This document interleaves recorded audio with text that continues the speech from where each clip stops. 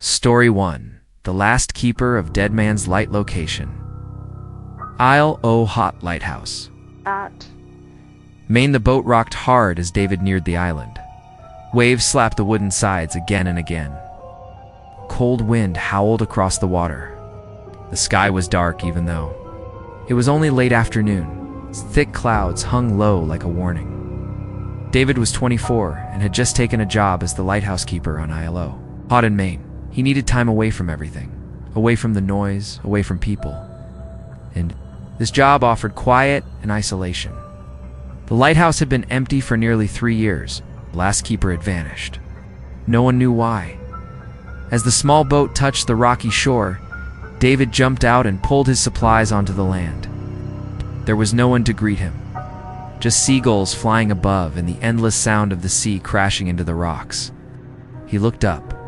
At the tall lighthouse that stood on the cliff, its light was dead. Its windows looked like black eyes staring down at him. He unlocked the heavy door and stepped inside. The air was thick with dust. Everything smelled old. He found the generator room and turned the switch. The light above him flickered. Then a hum began to rise. The light in the tower came to life. A pale beam began sweeping across the sea. David carried his supplies to the small living quarters. There was one bedroom, a kitchen, and a sitting area. He unpacked his clothes and food. Then he found a journal on the table. The cover was cracked and stained with salt. It belonged to the last keeper. The name inside read William Graves. David opened the first page. The handwriting was neat and small. Day 1. Arrived at Isle Haut. Quiet, peaceful, nothing unusual. David smiled. Maybe he would write in it too. He liked the idea of keeping a record. But as he flipped through more pages, the tone changed. Day 27. Strange sound at night. Like someone knocking from the inside of the tower wall. Day 34. Heard whispering in the wind. Thought it was my mind playing tricks. But it kept repeating the same thing. Let us in. Day 50. I saw someone standing in the water. Pale face. No movement. Just watching. David closed the book and looked around the room. It was silent. The walls creaked a little, but that was normal. Old buildings made noise. Still, he felt cold. Put on a jacket and made tea. That night, he climbed the spiral stairs to the top of the lighthouse. The view was wide and empty. Ocean all around. Darkness stretched forever. The beam of light swept over the waves like a watchful eye. David felt safe there, like the tower was strong, like it had a purpose. He went to bed around midnight. The wind blew harder now. The walls groaned louder. He pulled the blanket tight and closed his eyes. Then he heard it. Knock, knock. It was soft, like someone tapping gently on the wall behind his bed. He sat up, listened. Nothing. Just the wind. Got up and checked the room. No holes, no loose boards, just stone and wood. He went back to sleep. The next morning, he wrote in the journal, Day 1. Strange knock last night. Might have been the wind. Need more sleep. He made coffee and walked. Outside, the sun had come out, and the sea looked calmer. He checked the equipment and cleaned the lens at the top of the tower. Everything seemed fine, but that night the knocking came again. Louder this time. Knock, knock, knock. It moved. Bed, then near the kitchen. Then on the stairs. David grabbed his flashlight and checked every room. No one. Nothing. He did not sleep the rest of the night. The next day, he read more of William's journal. Day 60. I tried to block the sound. Used earplugs. Did not help. Now they come into my dreams. I see them. Pale faces in the fog. Waiting. Watching. Whispering. Day 72. The sea is calling to me. I hear my name in the waves. They want me to come to them? But I will not. David shivered. Maybe William went crazy. Maybe William went crazy. Alone too long. On hearing things. Seeing things. That evening, David lit a small fire outside and tried to relax. Yet the fog rolled in fast. Thick and cold. Could not see more than a few feet in front of him. Then he heard it again. A whisper. It came from the fog. David, he froze. Looked around. No one. The whisper came again, closer. "David, let us in." He ran inside and locked the door. His hands shook. His breath came fast. He went up the stairs to the top of the tower and looked out. Through the fog, he saw movement. Figures. 5 or 6. Standing in the water, still pale, watching. He turned off the light. Sat in the dark. Silent. After hours, the fog thinned. The figures were gone. He did not sleep that night. The next few days were quiet. No knocks. No whispers. David thought maybe it was all in his head. Stress. Isolation. But then he found the final pages of William's journal. Day 86. "I cannot fight it anymore. They are inside now. They walk the halls when I sleep. They whisper. Through the walls, they wait at the stairs. Day 90. I saw myself in the mirror, but it was not me. My face looked wrong. My eyes were empty. Day 91. Must go. They want me to join them. I cannot resist. The light cannot protect me now. It was never meant to. It only watches. It only sees." The journal ended there. David looked at his reflection in the window. His face looked pale, tired. That night, the knocking came back. It never stopped. All night long, knock, knock, knock, whispers followed him wherever he walked. He saw movement in mirrors, faces in the dark corners of the tower. He wrote in the journal again. Day 9. I do not know what is real. I hear them. I see them. I feel them. I cannot leave. The boat is gone. The radio is dead. The fog does not. Lift. I am trapped. The final night came with a storm. Lightning struck the sea again and again. The waves crashed high against the rocks. David climbed to the top of the tower. The light flickered and died. He looked down and saw the figures walking. Up from the water. They came slow, pale, wet, eyes empty. He ran down the stairs, but they were already inside.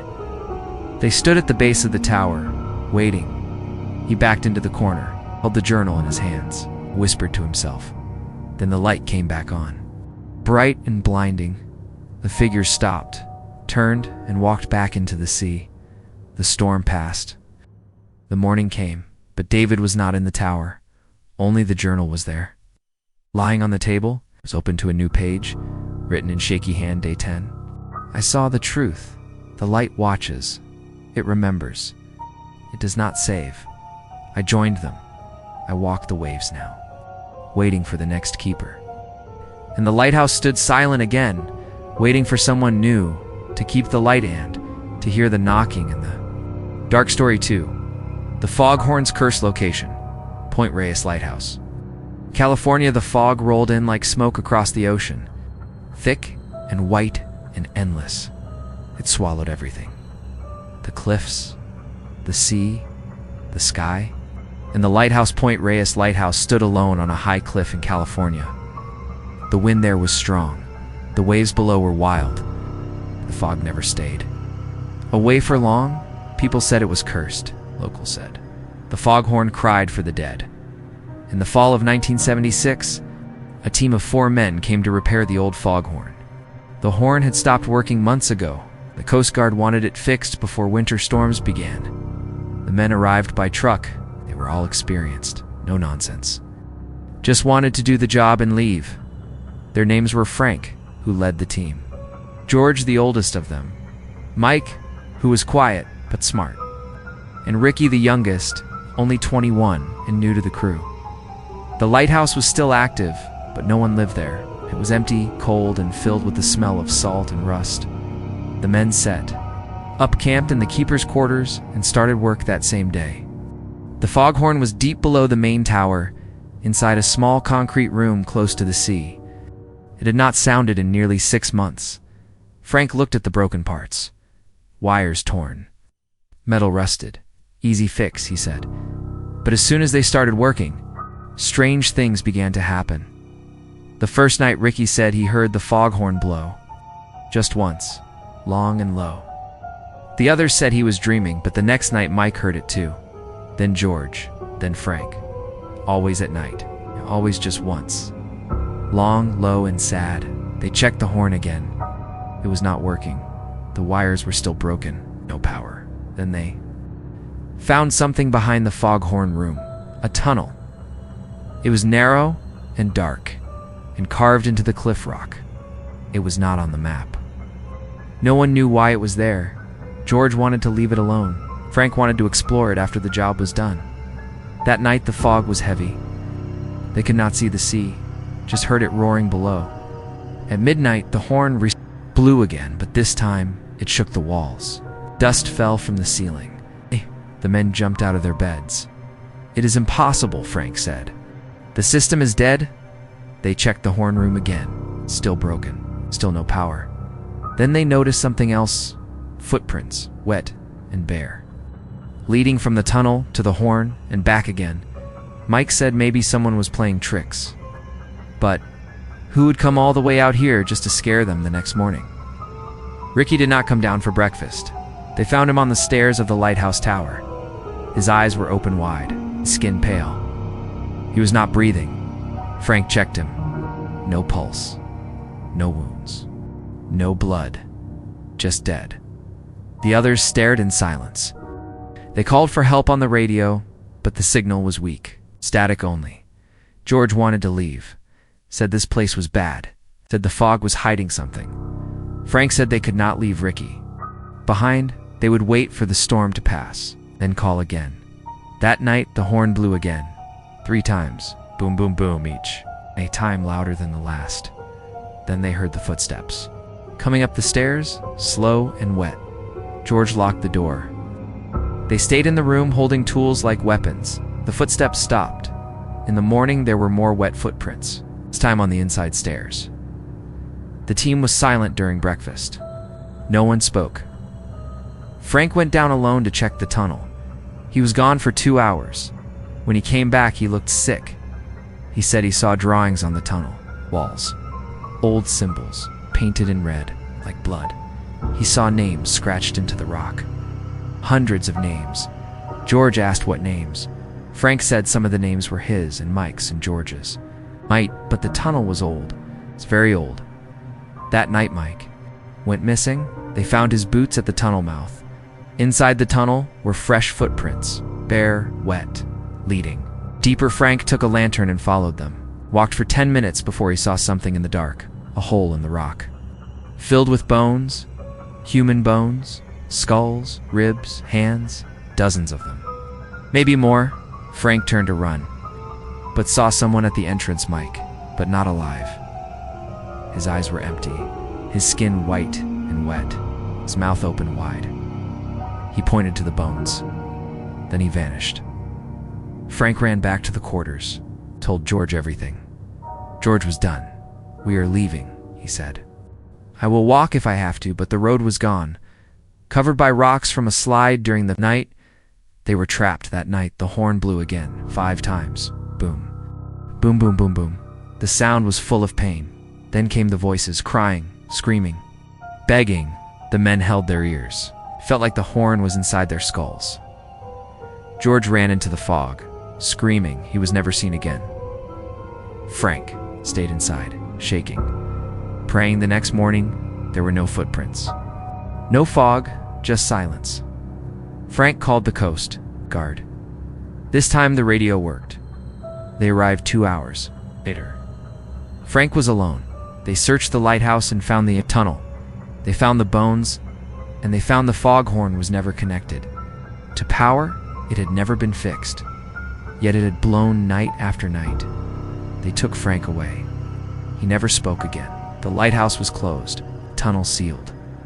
Locals say the foghorn still cries sometimes, especially when fog comes fast and thick. Some say it calls for the ones who died in the sea. Others say it calls for the ones who walked into the tunnel and never came out. But all agree on one thing: if you hear the horn, do not answer, do not go outside, do not follow the footprints. Story 3. Light Beneath the Waves. Location: Tillamook Rock Lighthouse, Oregon. The sea was calm when the diving team arrived near Tillamook Rock. The lighthouse stood far out on a jagged chunk of stone a mile off the coast of Oregon. Locals called it Terrible Tilly. For years it had been shut down. Too dangerous, too remote, too haunted. But the waters around it held a secret A shipwreck from the late 1800s had never been recovered. And now a team of divers had come to find it. 4 of them, all trained, all brave. Jason led the team. He'd been diving for 15 years. Nina was the tech expert. She handled the sonar equipment. Raj was the deep diver. He liked to go deeper than anyone else. And Leo was the rookie, eager and fearless. Their boat circled the base of the rock. The lighthouse tower still stood, but the windows were broken and the doors rusted shut. No one had stepped inside for decades. "We're not going up there," Jason said. "The wreck is under the rock, not on it." They dropped anchor and Nina turned on the sonar. A strange signal came back. A deep shape under the water, right below the rock. It pulsed like it was alive. "That is not a ship," Nina said. They suited up and went down. The water was cold and dark. Fish scattered as their lights moved. The seafloor came into view, and the shape. It was not a ship, it was a building. Buried deep under the rock was another lighthouse, smaller, older, covered in coral and seaweed. But still standing, Jason hovered in front of it. "Why is there a second lighthouse under the sea?" he said. They found a door. It was open. They went inside. The hallway was filled with water and shadows. Symbols were carved into the stone walls. Not English, not any language they knew. Just circles and lines and shapes that made their heads hurt when they stared too long.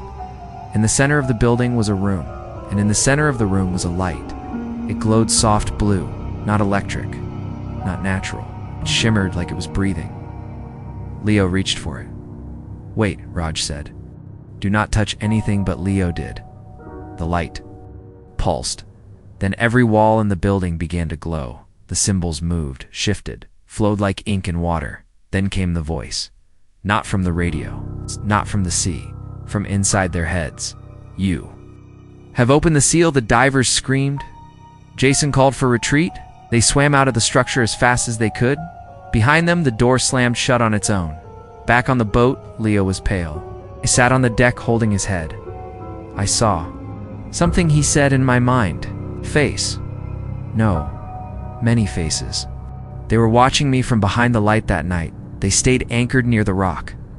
The sea glowed faint blue around the base of the lighthouse." Nina scanned again. The signal had changed. Now there were shapes moving around the buried. Building dozens, maybe more. Jason looked at the lighthouse on the rock. "It's dead." Lamp blinked once, just once, then went dark. They all saw it.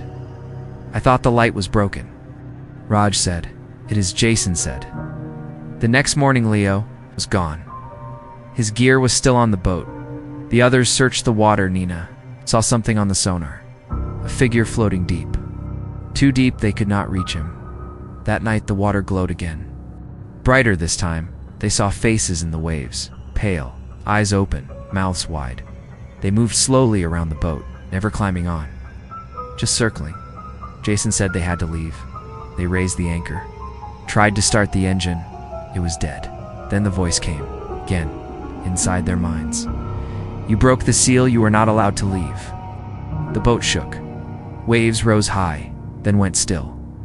Raj climbed to the radio room. He screamed. Jason and Nina ran to him. He pointed to the radio. The screen showed a message, in English this time. "You are next." They looked outside. Something was climbing up the side of the boat. A hand wet, white, fingers too long, then another. They backed away. Jason grabbed a flare gun, fired it at the figure. It vanished in a splash of steam, but more were coming. Jason and Nina and Raj locked themselves in the lower cabin. For hours they heard scraping, tapping, breathing, then silence. When morning came, the sea was calm again. The lighthouse was. Still no glow. They went outside. Everything looked normal, but Raj was missing. Gone without sound. Nina pointed at the water. It was dark. No fish. No movement. Then the glow returned. The underwater building was pulsing again. Jason said they had to destroy it. Nina agreed. They put on gear and went down one last time. The door was open again. The light inside stronger than... Jason carried explosives. Nina stayed at the door. He went in. Set the charge near the pulsing light. Then he saw Raj, floating above the floor, eyes open, still alive, but not human anymore. His face was wrong. His skin full of moving black veins. He whispered something. Jason turned and swam fast. Nina hit the trigger. The building exploded. A wave of blue light shot up through the water. The sea shook. The boat rocked. Then silence. Jason and Nina climbed back on board. The glow was gone. So was the buried lighthouse. Just sand now? No. Signal on sonar, no movement. They sailed back to shore. They told no one. But at night, Jason still hears the voice, in dreams. In quiet, you broke the seal, you will never be free, and sometimes when the fog is thickened, the sea is calm. The dead light on Tillamook Rock blinks once, then vanishes into black.